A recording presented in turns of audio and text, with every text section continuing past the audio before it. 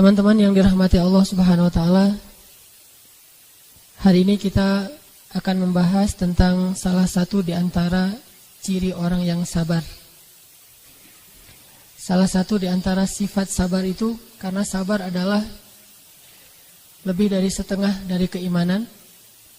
Kalau para ulama menyebutkan hadis, ada 60-an cabang iman, hampir seluruh cabang iman itu diraih dengan kesabaran.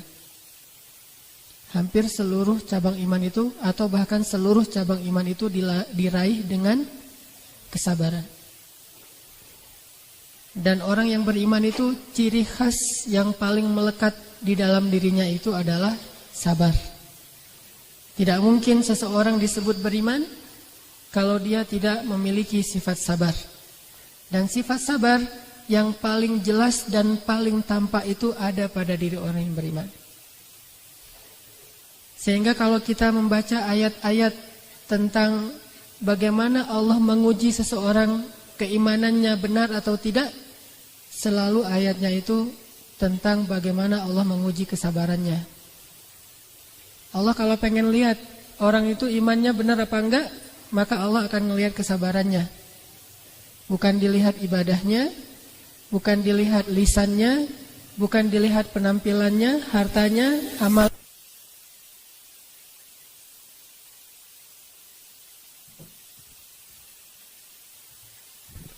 Cek. Allah tidak melihat kepada penampilannya, tidak melihat kepada amal-amal yang sifatnya nafilah atau yang sunnah yang dia lakukan, tetapi Allah melihat kepada kesabarannya. Teman-teman bisa cek nanti, yang paling jelas tuh ada di dalam surat Al-Ankabut 1 lembar pertama. Itu jelas banget. Allah kalau pengen tahu, pengen ngelihat, pengen ngebuktiin seseorang itu imannya benar apa enggak, maka Allah akan mengujinya dan melihat kesabarannya sejauh apa. Sehingga hal yang sangat penting untuk kita pelajari kalau kita pengen jadi seorang mukmin sejati, sampai kita mendapat gelar ulaika humul mu'minuna haqqan, sampai dapat gelar mukmin yang benar. Ulaika humus shadiqun, mukmin yang jujur. Radhiyallahu anhum wa radu'an, Allah ridha kepada mereka dan mereka ridha kepada Allah. Kalau kita pengen ngedapetin gelar ini di akhir hayat kita, dan Allahu a'lam, maka yang harus kita tunjukkan dalam hidup kita itu adalah sifat sabar. Di antara sekian banyak contoh-contoh sifat sabar yang ada di dalam kajian Islam, salah satunya adalah ciri orang yang sabar itu tidak mudah tersinggung, nggak gampang baper. Itu ciri orang yang sabar. Nggak semuanya tuh pakai perasaan. Tapi kalau nggak pakai perasaan juga susah sih. Tapi jangan berlebihan lah. Karena kalau terlalu ngebaper, nanti lama-lama kita akan jadi orang yang selalu memakai kaca pembesar, nggak pernah pakai cermin. Orang kalau sering pakai kaca pembesar, yang kecil jadi besar kan ya, yang kabur-kabur jadi jelas. Tapi kalau dia pakai cermin, dia hanya akan melihat dirinya, kekurangannya, sehingga dia bisa memperbaiki dirinya. Salah satu di antara ciri orang yang sabar, yang Allah katakan, ya ayyuhalladzina amanu isbiru, wahai orang yang beriman, bersabarlah. Perintah Allah untuk bersabar tuh, sama kayak aqimus shalah wa atuz zakah, dirikan salat dan tunaikan zakat. Allah juga memerintahkan kepada orang yang beriman untuk bersabar, tapi perintah bersabar 2 kali diulang-ulang dalam satu ayat. Jarang banget ada Allah mengatakan dalam satu ayat, wahai orang yang beriman, dirikanlah salat dan dirikanlah salat. Yang ada dirikanlah salat dan bersabarlah atasnya. Atau beribadah kepada Allah dan bersabarlah atasnya. Tapi jarang Allah mengatakan satu perintah yang sama berurutan di dalam satu ayat kecuali perintah sabar. Ya ayyuhal ayyuhalladzina amanu sabiru wasabiru.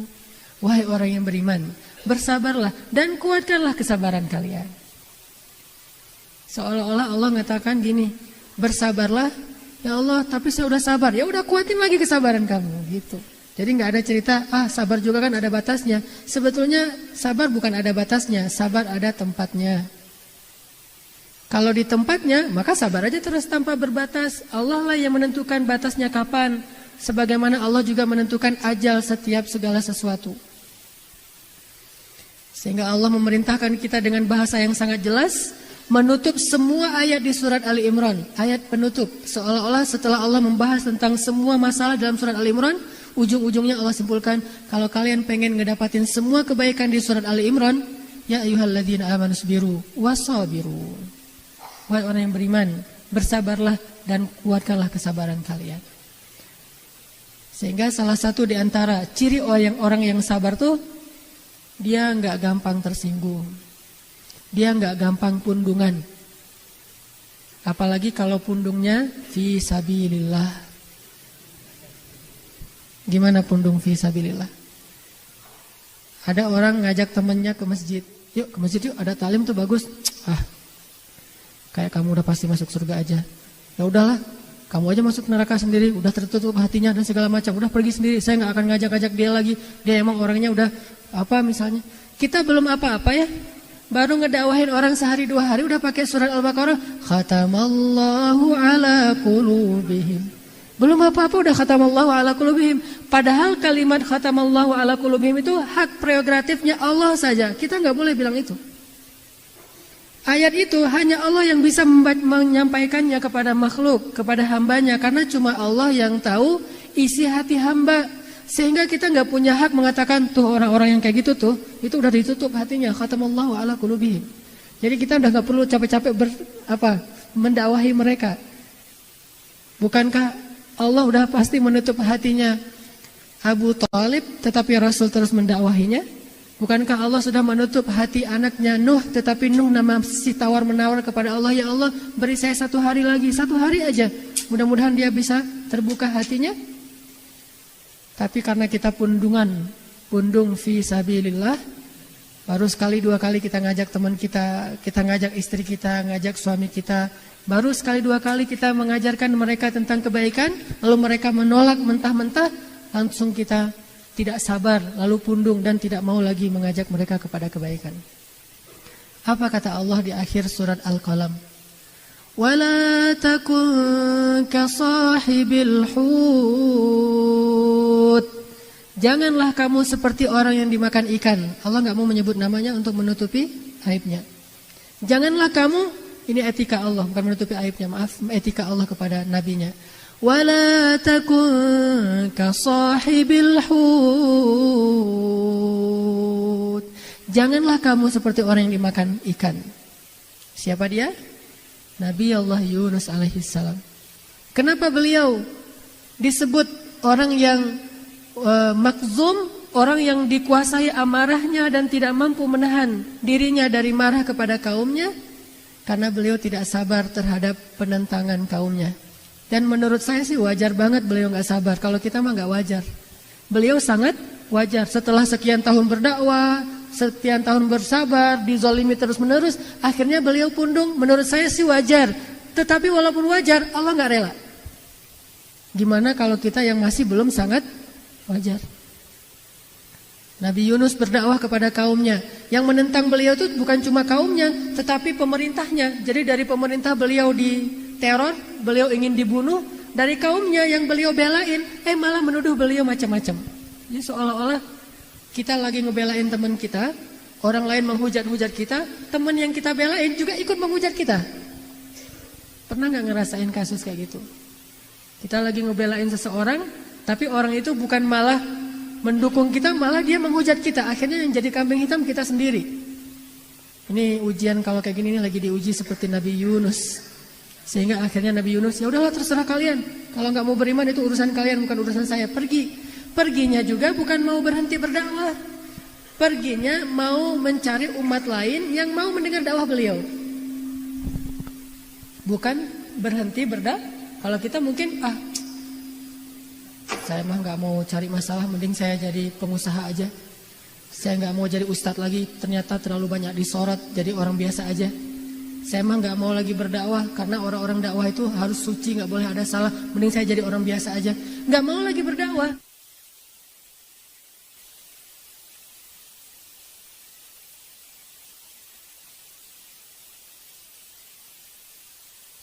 Sabar ya.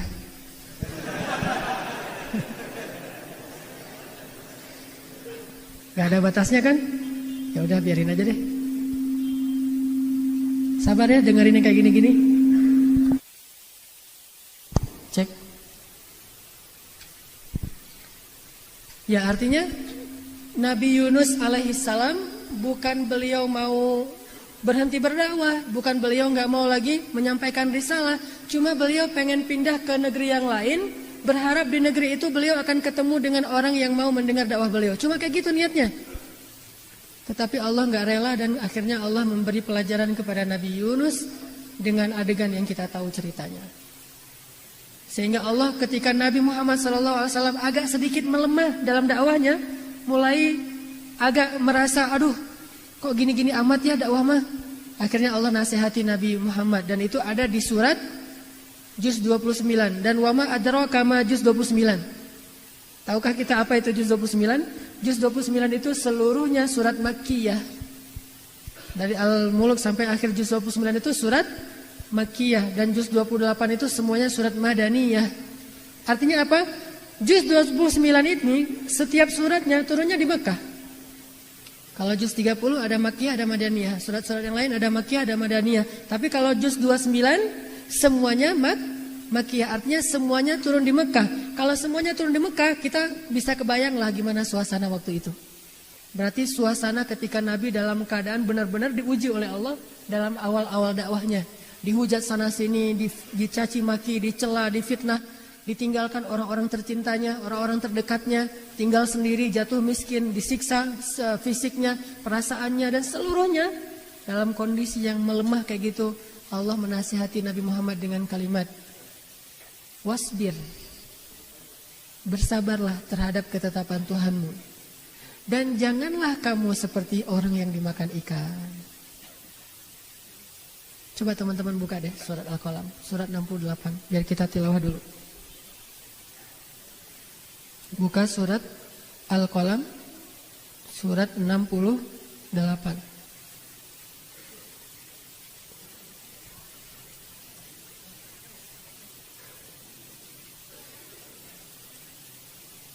Kita mulai dari ayat 44 sampai selesai.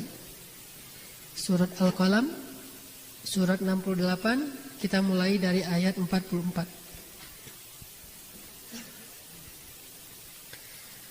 A'udzu billahi minasy syaithanir rajim. Silakan.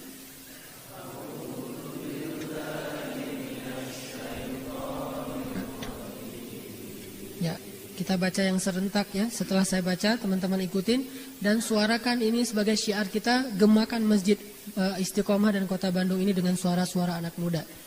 Bismillahirrahmanirrahim.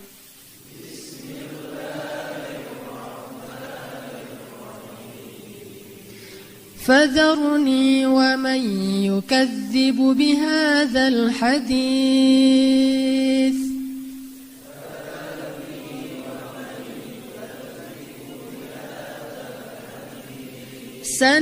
سنستدرجهم من حيث لا يعلمون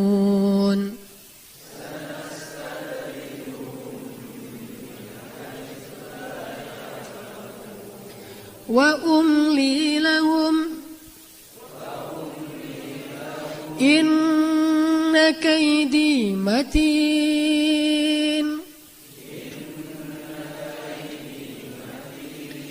أم تسألهم أجرا فهم من مغرم مثقلون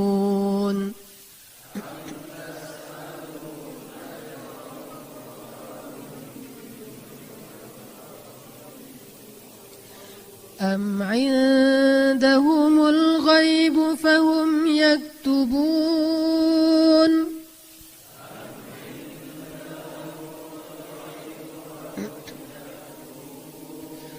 فاصبر لحكم ربك ولا تكن كصاحب الحوت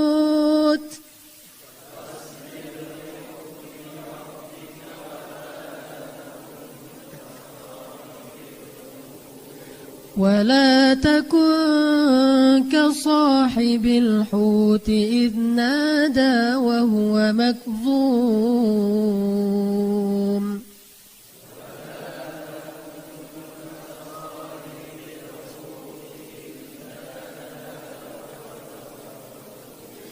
لولا أن تداركه نعمة من ربه لنبذ بالعراء وهو مذموم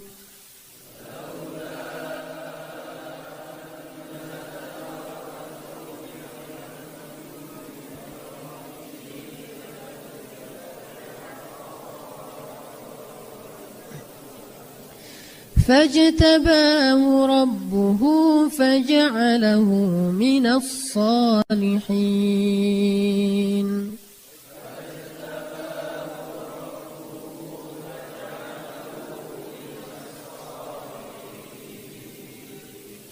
Maka serahkanlah wahai Muhammad kepadaku urusan orang-orang yang mendustakan perkataan ini atau Al-Quran. Nanti kami sendiri yang akan menarik mereka dengan berangsur-angsur ke arah kebinasaan dari arah-arah yang mereka tidak duga-duga. Dan aku memberi tangguh kepada mereka, sesungguhnya rencanaku amat tangguh. Apakah kamu meminta upah kepada mereka wahai Muhammad, lalu mereka merasa berat dengan hutang piutang itu? Ataukah ada pada mereka itu ilmu tentang gaib, lalu mereka menulis padanya yang mereka tetapkan? Maka bersabarlah kamu wahai Muhammad terhadap ketetapan Tuhanmu. Dan janganlah kamu seperti orang yang berada di dalam perut ikan ketika ia berdakwah, bukan berdoa ya. Nah dari situ berdakwah. Ketika dia berdakwah sedang ia dalam keadaan marah kepada kaumnya. Kalau sekiranya ia tidak segera mendapat nikmat dari Tuhannya, benar-benar ia akan dicampakkan ke tanah tandus dalam keadaan tercela. Lalu Tuhannya memilihnya dan menjadikannya termasuk orang-orang yang soleh. Ini ayat turun ketika Nabi sedang perasaannya lagi dalam keadaan galau banget. Dan galaunya Nabi itu bukan urusan pribadi. Lebih keren lah daripada galau kita. Lebih agak elit dikit. Kalau kita mah galau mah urusannya itu melulu ya. Kayak cerita minggu kemarin ya. Galaunya keliling Sungai Nil. Nah kalau itu mah galau gak keren. Jangan ditiru ya. Saya malah takut gara-gara saya cerita kemarin banyak yang meniru. Kenapa nih banyak yang keliling-keliling sungai-sungai di Bandung? Gara-gara galau mengikuti Ustadz Hanan. Kalau Sungai Nil masih mending lah keliling tapi asik ngelihat pemandangannya. Dan Sungai Nil itu kata Nabi salah satu sungai surga yang ada di bumi. Intinya Nabi lagi galau dan galaunya Nabi itu bukan karena masalah pribadi, bukan karena putus cinta. Nabi pernah ditolak cintanya enggak? By the way, ini intermezzo. By the way, Nabi pernah enggak ngerasain ditolak cintanya? Pernah baca ceritanya? Pernah banget, 2 kali. Jadi yang putus-putus cinta, berbahagialah kalian mengikuti sunnah Nabi. Pernah ditolak 2 kali. Cuma bedanya Nabi ditolak mah biasa aja. Gak sampai baper banget, gak sampai akhirnya gak bisa tidur, gak bisa makan. Apalagi berdiri di atas tower, di atas jembatan gitu. Tapi mau loncat gak berani, gak loncat, gak keren, masa turun lagi gitu kan ya. Udah naik di atas tower, loncat, aduh sakit juga nih kalau jatuh nih. Apalagi ngelihat di bawah itu banyak batu. Tapi mau turun lagi gak keren, ntar ditertawain sama orang lain. Akhirnya muter-muter aja di situ, lama-lama jatuh sendiri bukan karena niat bunuh diri, terbunuh. Atau sampai ada yang nabrakin motornya ke truk yang berhenti di depan rumah ceweknya, dia tabrakin sehingga biar ceweknya tahu, biar kamu tahu gimana aku nggak bisa hidup tanpa kamu. Nabi mah nggak kayak gitu. Pernah beliau ditolak cintanya? Pernah. Saat beliau masih jomblo, belum menikah dengan Khadijah, belum dapat wahyu, beliau punya perasaan sayang kepada anaknya Abu Thalib dan ingin menikahinya, ternyata ditolak oleh papanya. Pak, saya ingin melamar anak bapak. Maaf, udah ada yang duluan dan saya emang niat mau nikahin anak saya dengan kaum yang fulan, dengan kabilah fulan. Alah si bapak mah sara banget gitu ya. Enggak, biasa aja. Saya mau menikahkan putri saya dengan kabilah fulan karena dulu mereka menikahkan putri mereka dengan kabilah kita, yaitu ayahmu dengan Aminah. Oh ya udah, nggak apa-apa, udah selesai, beres, nggak ada sampai keliling Sungai Nil kayak gitu kan, nggak ada adegan-adegan kayak gitu, biasa aja. Ternyata dapat yang lebih baik, yaitu Khadijah. Khadijah wafat, datang lagi ke situ. Coba, berarti kan Rasulullah masih nyimpen ya. Dan itu manusiawi, nggak salah, walaupun nggak sampai ada perasaan yang macam-macam. Secara manusiawi banget, naluri banget gitu. Khadijah wafat, Rasulullah ngelamar lagi cewek yang sama. Cuma sekarang dia udah janda, udah punya anak. Sekarang yang nolak bukan bapaknya udah meninggal, yang nolak dia sendiri. Dia bilang, ya Rasulullah, siapa sih yang tidak ingin menjadi istrimu? Tetapi saya bingung, saya punya banyak anak. Kalau saya menikah dengan engkau, saya harus memilih berat kemana. Kalau saya berat kepada suami, saya takut mentelantarkan anak-anak saya yang masih kecil-kecil. Kalau saya berat ke anak, saya takut zalim kepada hak suami saya. Daripada saya jadi orang zalim, maka ya Rasulullah maaf, saya gak bisa terima. 2 kali loh, cewek yang sama, bayangin. Tapi apa baper? Biasa aja. Makanya orang yang sabar tuh kayak gitu tuh. Orang yang tangguh tuh kayak gitu. Laki-laki yang tangguh tuh jangan lihat saya emang nggak tangguh kemarin tuh, sekarang insya Allah udah tangguh.